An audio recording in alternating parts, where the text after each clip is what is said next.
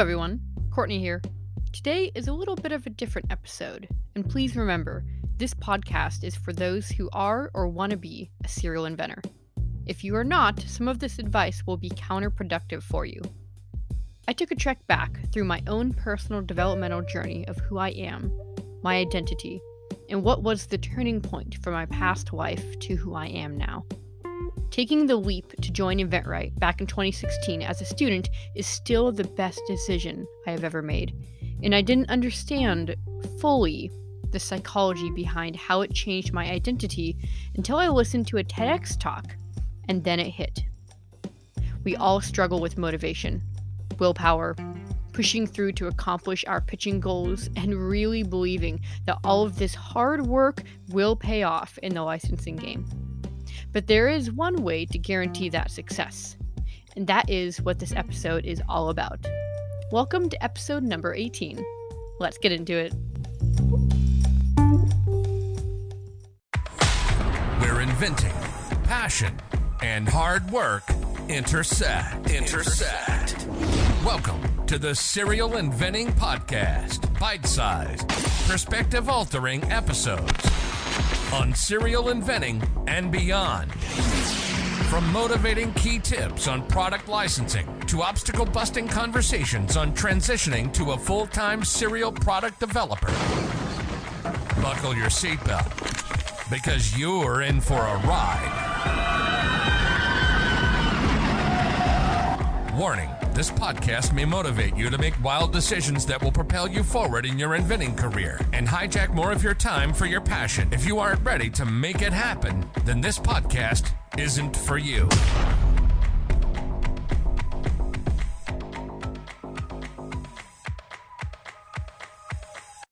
The TEDx talk that made a huge impact on how I now view success is called The 100% Rule That Will Change Your Life. The presenter was an organizational psychologist named Benjamin Hardy. He mentions a quote by Zig Ziglar, an author and motivational speaker, that goes like this: "Your input determines your outlook. Your outlook determines your output. And your output determines your future." So, of course, if your input is that you will not succeed, and that becomes a subconscious belief that you may not make it, that becomes your outlook. And therefore, your output is that you give up, and giving up becomes your future. If your input shapes your output, and your output shapes your behavior, then it's incredibly important to align your input with who you want to be, and your behavior will follow. When we talk about investing in ourselves, don't invest money in who you are now. Invest it in who you want to become. Bet on yourself that you will be and are tapping into your future power. In fact, there are lots of studies out there that talk about spending money on your future self. In the talk, Hardy mentioned another study about entrepreneurs versus wannabe entrepreneurs. And the big difference? Who had and who hadn't had a point of no return experience. Those who were entrepreneurs said yes and have had them multiple times, and wannabes hadn't had that experience before. Many of those point of no return experiences were when they spent a lot of money. It makes you feel like you have to make it now. Making it became your why. You had to move forward and be a success. It felt like a point of no return. When a point of no return happens, there's often an identity shift. Becoming an InventRight student kickstarts that point of no return experience, as do other financial investments, and probably is one reason why so many people make it in our program versus the people watching our InventRight YouTube channel. Psychologically, those on the outside haven't had that point of no return experience that forced them to be successful. I think this is also the same reason why there is an uptick in innovation when the economy is bad. Tough times spur innovation. Both create an intense fire to make it. American physician Oliver Wendell Holmes once said that a mind stretched by a new experience can never go back to its former dimensions. And that is what is happening when your identity is shifting. The input is these new experiences, and they are changing who you are, which then changes your behavior, which then changes who you will become. How you do anything is how you do everything. You are the byproduct of your situation. You are trying hard to change your behavior. You tell me all the time in our calls. And yet, you sit down and can't get yourself to pitch or work on your ideas. You have finally found the time, and yet you can't get yourself to do anything. There is conflict, and it's real. There is conflict in your head because you are trying to change your behavior before you have changed your identity. Once you change your identity, the behavior falls in line much more nicely because then your identity is in line with your goals and you finally stop fighting with yourself. Something didn't add up before. That's because it didn't. So let's set that straight. The Oxford definition of personal identity is a phenomenological sense of oneself as a separate individual being with a distinctive personality and a true self persisting over time, a self image. An amazing man who I was so incredibly honored to know. My number one role model, Richard Tuck, was always known for saying during his magic shows, when he asked someone to come up on stage, he said, "And who are you?" They would answer, and then he said, "Who do you want to be?" Which would inspire kids and adults alike to imagine being anyone they wanted, such as Tinkerbell or Alan Watts. And maybe, just maybe, Richard was tapping into this unique power of changing your identity. So, who are you? Are you an inventor? Do you want to be? When people ask you what you do, if you could choose to say anything in the world, what would you say? I license products to companies. I bring my own pet products to market and sell the concepts to companies. I am a toy and game designer. Write down your answer. What do you want your identity to be? This is your activity for this podcast episode. And what is it now? Write that down too. And draw an arrow to where you want to be. Now you know very clearly where you are and where you want to be. Now circle where you want to be and stick this sticky note in a place you look at every single day. Bonus points if you send me a photo of this on LinkedIn. And your goal every day is to say who you are, rehearsing your dream as something that is happening now. I license products to companies all over the world. When you are having conversations with yourself, with others, with your family, it's important to remove the language you used to say of, "This is why I am the way I am," now to, "This is who I am becoming." You must commit 100% of you to whatever your identity is, not 98%, as 98% shows uncertainty. Where does that 2% come in? When you have 50 no's and want to give up? Is that when it's okay to stop committing? When is that time? 100% commitment eliminates what is called decision fatigue, which is when you become tired of making decisions. Make the decision once and commit to it. If you like this conversation of making decisions once, I inspire you to read the book by Greg McKeown called Essentialism: The Disciplined Pursuit of Less. I placed it in the show notes. If you are looking for someone or something to give you permission to change your identity and tap into your true potential, If you need someone to give that to you, then I give you permission. Become who you want to be. Make that decision now, 100%. Stop looking at other options and getting frustrated in that decision fatigue. I could tell you instantly which of my students have already made this identity shift and which still need to. Willpower will lose at the end of the day, and motivation will lose at the end of the day when your identity is not in line. Tapping into your full potential means making a shift in how you view yourself and therefore your identity. If you want to own a restaurant one day, but don't have the money or location for it, start viewing yourself as a restaurant owner now and go about your life in the lens of what you might do as one. Would you subscribe to magazines?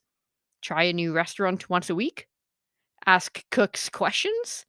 Pretend you are one now. Change your identity, and the behavior will fall in line. This is why, in my first call with a student at InventRight, I like to ask them, what made you take the leap and join InventRight? Because that was their starting point of their point of no return experience, and often their very first one. It should be exhilarating, and often that first call is a burst of energy.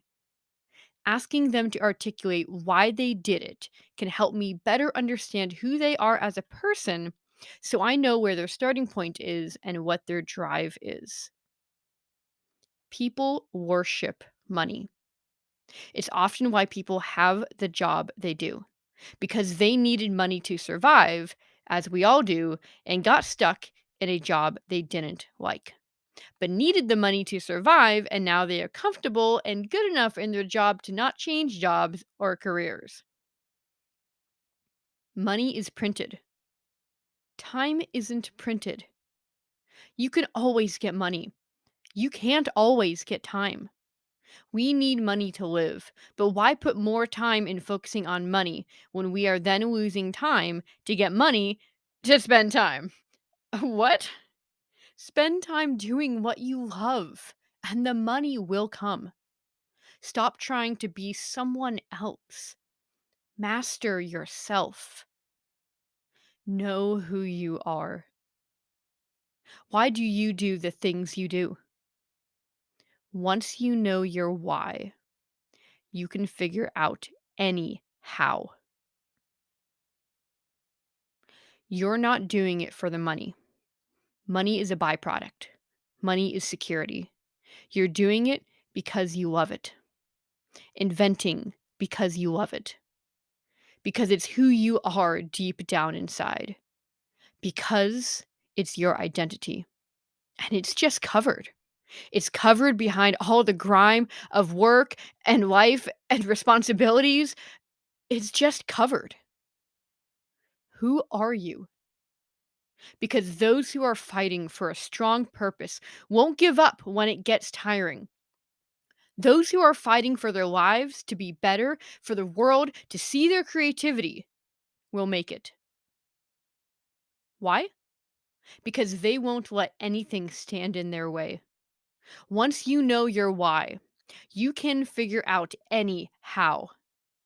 Your why is stronger than any obstacle that may be in your way. Who cares about a brick wall when you are an airplane? Fly above it. Fly above it. There will always be punches thrown at you. Always. When you are on the ground. It will hurt, no matter where you are in life. And it's a test. How strong are you? How bad do you want it? Prove it to yourself that no obstacle will stop you. One of my students, whom I have great respect for, and you will one day know his name, sent me a phenomenal, very powerful motivational talk by a man named Eric Thomas. That is in the show notes about how a lack of vision creates a lack of direction.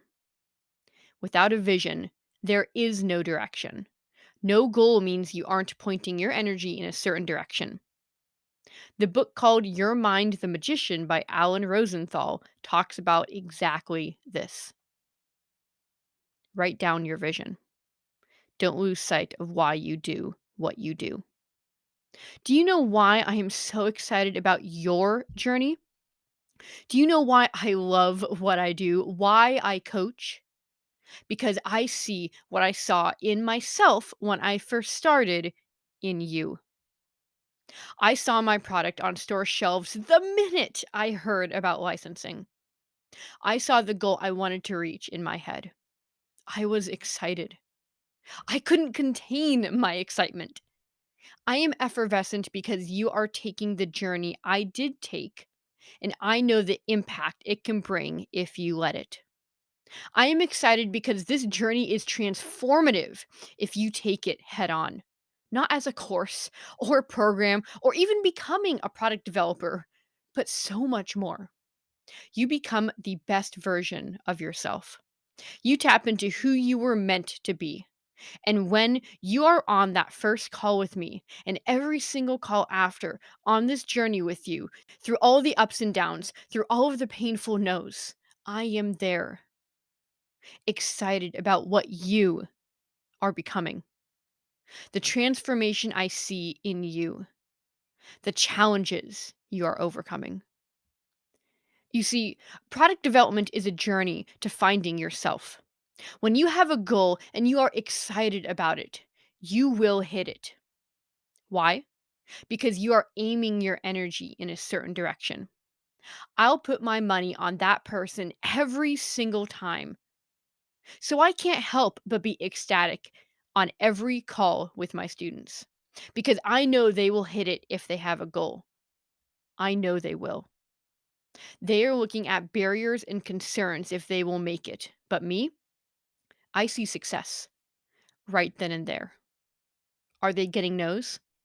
I see success. Are they in the mud, frustrated with where they are and ask for help? I see success. Why am I always so happy in my calls? Because they are fighting. And as long as they are fighting for themselves, fighting for their journey, their goals, their no's, their success, they will win. And in my eyes, they have already won. Why do the action items always sound like chores? These are your dreams you are handling. Tap into your new identity. Why is success always right on the other side of when you want to give up? Because success is earned. It's much deeper than a licensing deal. It's a reward for how hard you have worked, for your new identity you have become. Eric Thomas says that without a vision, there is no direction. Without direction, there is no progress. You're struggling to get up because you don't have anything to get up for. Now, this is very similar to what Benjamin Hardy and Zig Ziglar were saying as well. What do people do when they are in poverty? They find opportunities. What about people fighting in a war? Do these people give up? Just lay down and die right on the field? It's not an option. And that's why the training they receive helps them see that. So they have grit when it matters. That's why my second comic I created in my series Adventures in Licensing on my website features war paint.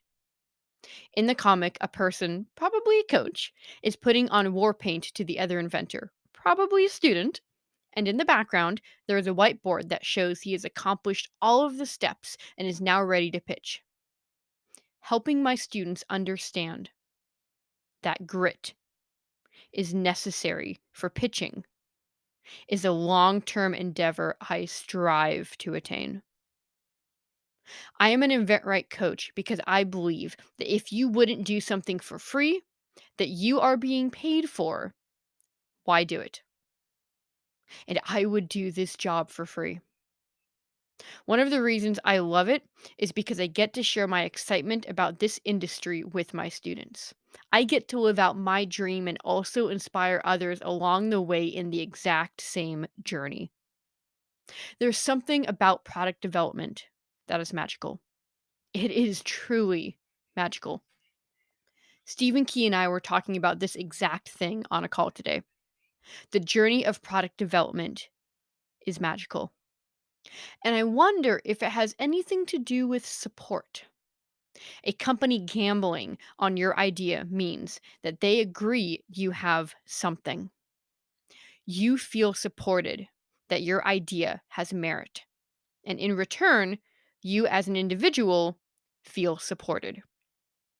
And that support quickly turns into the world enjoying your product. Now that is magic.